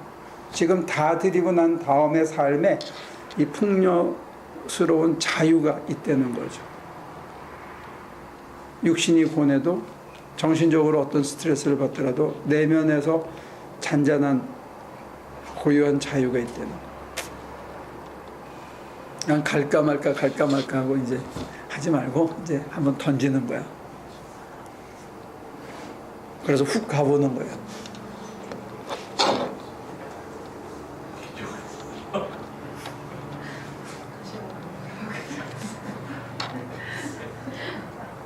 안 가고 개겨도 51살 되고 가도 51살 되는 거가? 어? 안 가고 개겨도 52살 되고 가도 52살 되는데 가면 이게 정말 두려운 자리지만 지나가고 나면 행여 지금 제가 여러분들에게 안내한 그런 세상이 만약에 있다면 자기 삶에 그러면 뭐 이런 세상도 있었어? 그러면 이제 교만스럽게 뭐 빗물들하고 코를 들진 않겠지만 약간은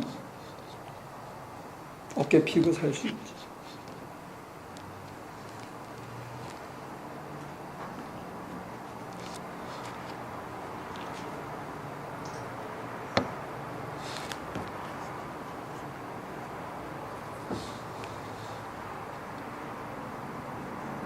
제가 여러분들에게 한 3가지 추상명사처럼 보이는 단어를 오늘 소개했는데, 떠밀려 가듯이 간다는 거, 그 다음에 정말로 내가 사라지는 것 같은 어마어마한 두려움이 온다는 거, 그때 하나님을 향한 무한의 신뢰가 내 목숨까지 드리는, 그 이상도 다 드리는, 이것도 굉장히 추상명사처럼 들리는데, 여러분들이 만약에 그 자리에 간다면 제가 여러분들에게 간증한 이 간증을 기억하시면 혹시나 도움이 될지 몰라요. 안 죽는다는 거.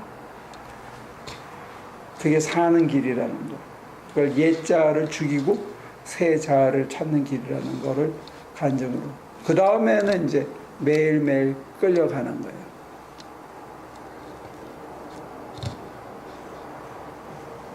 그러면 내가 하는 게 아니고 하나님이 하신다는 거를 신뢰하기 때문에 내가 안달복달할 필요가 없어지는 거예요.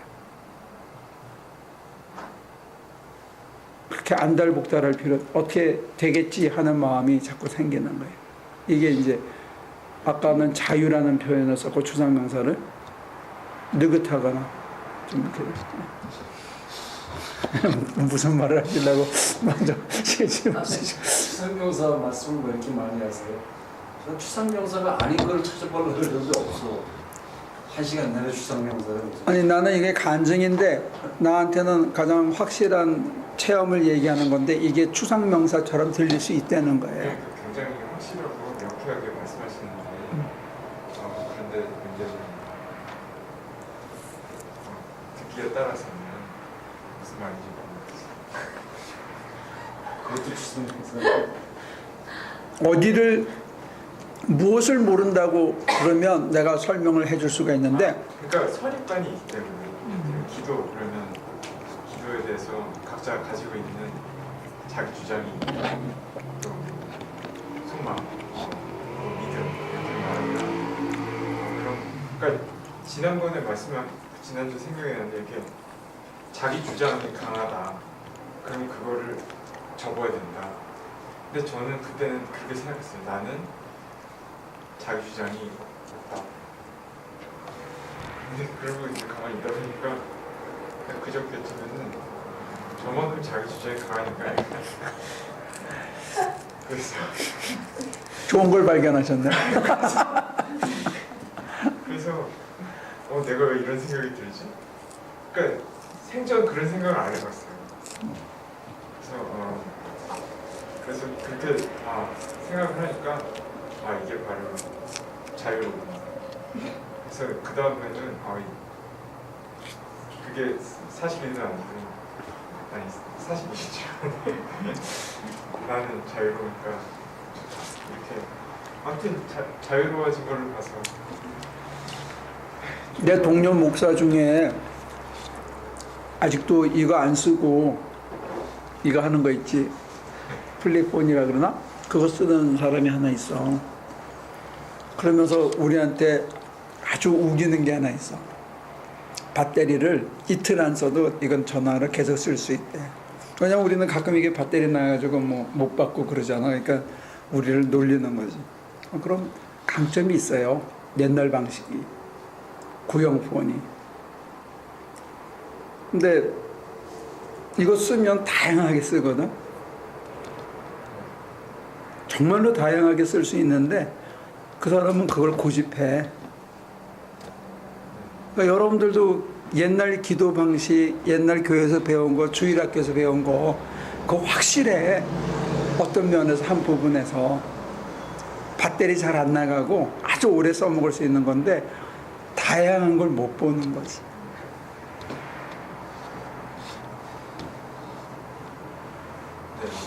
제가 자기 주장이 강한 게 무엇이냐 이거에 대해서 오해하고 있었거든요. 이제 가이드를 좋은 사람을 만나가지고 그것도 이제 조금씩 세뇌되는 거거든. 일단 기도도 말하자면 내가 이런 게 필요한데 하나님 이거 이렇게 말하는 거라고 생각했는데 근데 목사님은 말을 들어보니까 이렇게 그냥 하나님이 이렇게 하나님한테 이렇게 하는 게 단순하게 그냥 그런 거라고 약간 제가 표현을 잘 못하겠는데 아니요, 그 표현이 좋은데 외형적으로는 하나님께 이렇게 하는 거예요. 네. 근데 이렇게 하고 나면 하나님께서 어떻게 해주냐면 이렇게 해주시는 거예요.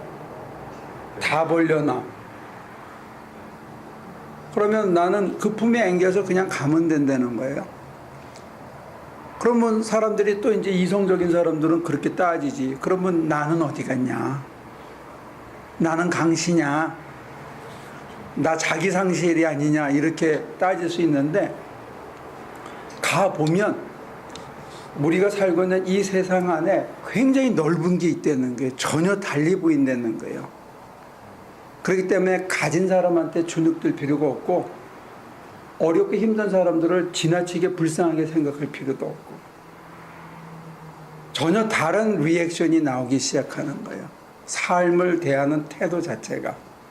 그리고 옛날에 같으면 얼마나 벌어야 되고 어떤 포지션에 올라가야 되고 남들이 나한테 어떻게 해줘야 내가 행복하고 내가 성공했다고 생각하는데 그런 모든 상대적인 것으로부터 자유하게 된다는 거예요.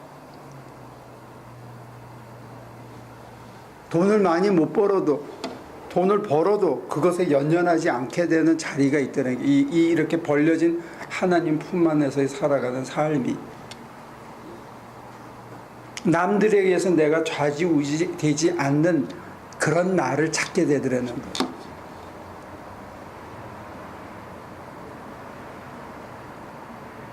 네, 만약에 그걸 진정한 의미의 나를 찾은 거라고 디파인 한다면 그 입장에서 그렇지 않은 내 과거나 그렇지 않은 사람들을 보면 자기를 잃어버리고 사는 사람으로밖에 안 보이잖아요.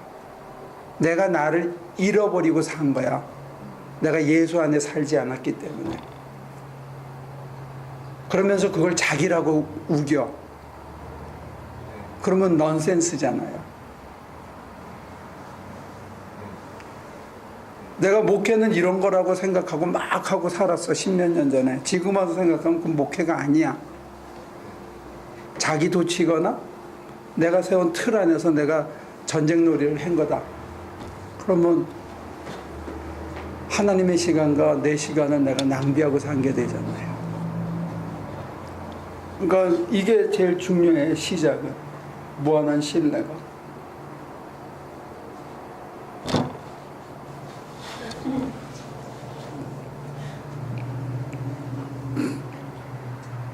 믿음은 단순한데 목사님 말씀은 그렇지 않아요. 아니요. 내 말이 얼마나 단순해. 다 이거 믿지 말고 하나님만 믿으려는데 얼마나 단순하냐? 그러면 거기에서 새 세상이 시작되더라는 거야. 여기에.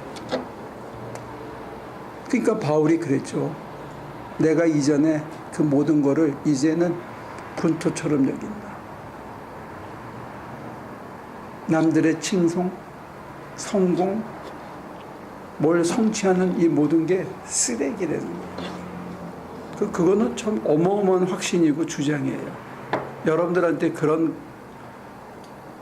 어떤 디클레어 할 수 있는 그런 게 있냐 이거지.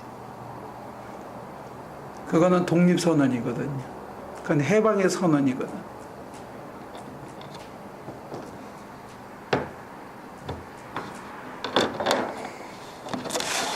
단순한 신앙 고백에서 또 추상명사로 끝납니다. 떠밀려가는 거에 대해서 두려움은 내가 해야 되는 부분이 있잖아요. 내가 있는 자리에서. 근데 그걸 조금만 기다리면 되는데 내가 기다림이 모자라서 하나님 앞서서 가기 때문에 더 불안하고 실수하고 그래요. 근데 그것도 사실은 욕심이 깔려 있더라고요. 그러니까 더 부산을 떨어져라기보다는 떠밀려 가는 느낌을 받으려면 내가 뭔가 현실보다는 한 반템포쯤 뒤에 가고 있다는 느낌이 있어야 내가 부딪히며 간다는 느낌이 있잖아요. 그렇죠. 근데 그때 드는 두려움, 제일 큰 두려움은 내가 해야 될 일들을 못하고 있는 것은 아닌가. 걱정하지 말아요. 내가 그 음성을 못 듣고 내가 헛짓하고 있는 건가. 내가 너무 게을러지고 있나. 이런 두려움이 제일 큰 두려움일 것 같아요. 그 정도 수준, 그 수준에서의 두려움은. 그럴 수 있죠. 그거는 아주 그 고무적인 건데 문제는 그걸 전혀 걱정하지 말라는 거예요. 자기가 하는 일상의 생활을 충실히 하면서 그냥 기다리면 내가 뒤처지면 하나님께서 말씀하셔요. 그것도 신뢰야. 앞서가지만 않으면 말씀하신다. 앞서가는 게 문제고 욕심과 조바심에 지는 게 문제지. 그러니까 늦어도 절대로 죽지 않는다는 거, 절대로 망하지 않는다는 이런 똥배짱이 있어요. 그러니까 기도가 나중엔 달라지죠. 하나님 이거 해주세요가 아니고 시키실 일이 있으신가요? 기도가 전혀 달라지죠. 내용이. 혹시 제가 못 알아들은 게 있나요? 제가 뭐 할까요? 뭐 해주세요가 아니죠. 종놈이 뭐 해주세요가 아니고 그냥 늘 대기 상태에 있는 거야. 시키시면 하면 돼. 그러니까 하나님이 주인이고 내가 종인데 여러분들은 순서를 바꾼 거예요. 내가 하나님 자리에 자꾸 들어가고 하나님한테 뭘 해달라고 하고 하나님한테 뭘 지시를 해 자꾸. 그게 이제 기도 생활에서 제일 힘든. 그러니까 인생이 꼬이는 거야, 결과적으로. 하나님이 똑똑해, 여러분들이 똑똑해.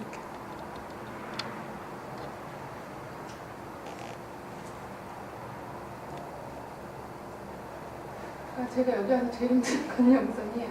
제가 이 교회를 하늘교회라고 안 하고 언덕끝교회라고 제가 이름 따로 붙였어요. 뭐? 언덕 끝에 도달해야 되는 움직이는 교회라서 언덕 끝, 벼랑 끝교회, 벼랑 끝교회 붙였는데 제가 벼랑 끝에 와서 듣는 영적 리더한테 듣는 말은 정말 살려주세요, 밥 주세요, 뭐 이런 게 아니고 뭐 할까요? 너무 여유로운 기도를 원하시니까 저는 그게 굉장히 헷갈리고 죽을 일이 아닌데 혼자서 죽겠다고 지랄을 하면 하나님 보시기에 얼마나 한심하겠어. 근데 저 벼랑 끝에 매달려 있는 그런 기분이 들 때는 하나님 저 뭐 시키실 거 있으세요? 이런 기도를 어떻게 해요? 아니 벼랑 끝에 매달려서 하나님 뭐 할까요? 그러면 오른발 내밀어. 그러면 오른발만 내밀면 되는데 살려주세요 하고 지가 지랄을 해. 그러면 하나님이 암만 얘기를 해도 안 들리는 거야. 내가 바위 할 때 보면 야 왼발 오른발 이걸 잊어버리는 거야. 얼어붙어가지고 프리즈 되면 사람이 이성이 나가. 그래서 왼발 오른발 그냥 하도 나중에 못 알아들으면 뭐라 이제 야 이 새끼야 밥 먹는 발 그러면 오른발을 움직여. 아니 이 오른발 왼발을 잊어버리는 거야. 그 프리즈 돼가지고 절벽에 매달리면 그러면 밥 먹는 손 그러면 오른손 올려. 그래서 하나를 잡으면 그 다음에 해서 기어 올라오는 거예요. 근데 지가 살려달라고 지랄을 해. 그러면 위에서 말하는 게 안 들리니까 못 올라오지. 너무 심플한 거를 복잡하게 하는 게 주인이 된 거라니까. 왜 자기 인생에 자기가 자꾸 주인이 되려고 그래. 그러니까 못 살고 인생을 거꾸로 사는 거예요. 이제 그만큼 엉망을 지키고 살았으면 이제는 하나님이 시키는 대로 사는 거야. 얼마나 심플해. 복음성가는 그렇게 부르대. 뭐 내주 대신 예수를 주인 삼고 뭐. 복음성가는 다들 잘 부르는데 실제로 사는 거는 다 거꾸로 살아. 이게 왜 벼랑끝 교회야? 밑바닥 교회 가장 평지. 어떤 애들은 매달려가지고 딱 죽는데 근데 요만큼밖에 안 떨어져 있어. 거기는 애들 머리도 안 깨지고 다리도 안 다쳐. 한 칸에 접시물에 빠져 죽는 거야. 놀라가지고 수영장에 머리 박고 막 달이 공중에 하늘에 막 뜨는 애들이 있어. 죽지 그러면. 내 친구애가 전에 내가 얘기 한번 해줬나? 설악산에 가는데 내가 수영을 하니까 이게 가벼운 줄 알고 들어왔어. 쑥 쳐다보니까 올라오는데 두 번이나 올라왔는데 숨을 못 쉬고 내려가더라고. 그래서 내가 뛰어들어가서 잡았더니 얘가 막 내 온몸을 다 잡는 거야. 떨쳐. 나 같이 이제 이 소로 빨려 들어가니까 내가 막 때렸어요. 막 때렸어. 그래서 놓더라고. 그래서 머리끄댕이를 뒤로 잡고 해서 나왔지. 한 4시간 정도 둘 다 뻗어 있었어. 걔가 그때 안 놨으면 걔는 죽었어. 나도 죽고. 걔가 나중에 커서 포철 무슨 반개에서 부사장까지 했는데 그런 거예요. 여러분들 어떤 때는 주님께서 여러분들을 놓으라고 때리시기도 해요. 근데 엉뚱한 썩은 가지를 붙잡고 못 놓고 있지. 우리 교회 이름을 함부로 바꾸지 말아주세요. 벼랑 끝이라니.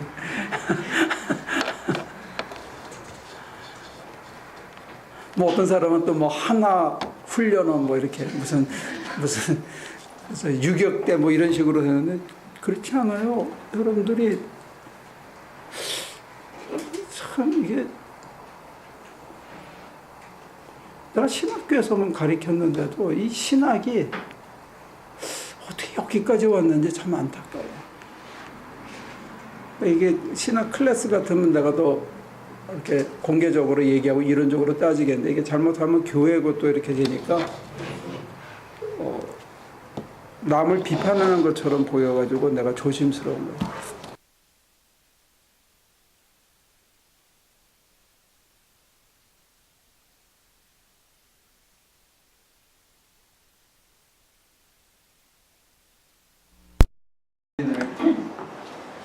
달아나지만 하나님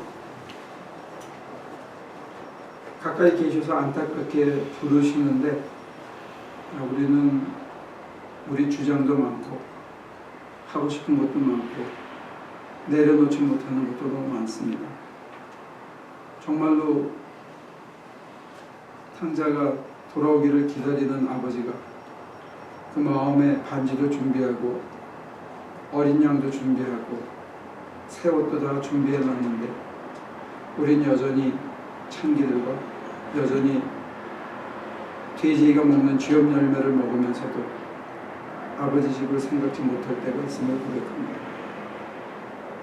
우리에게 달려갈 수 있는 아버지 품을 향해서 종이 하나로 여겨달라는 낮아진 마음으로 달려갈 수 있는 그 열기를 이 시간 저희들에게 심어 주옵소서. 감사하고 예수님의 이름으로 기도합니다.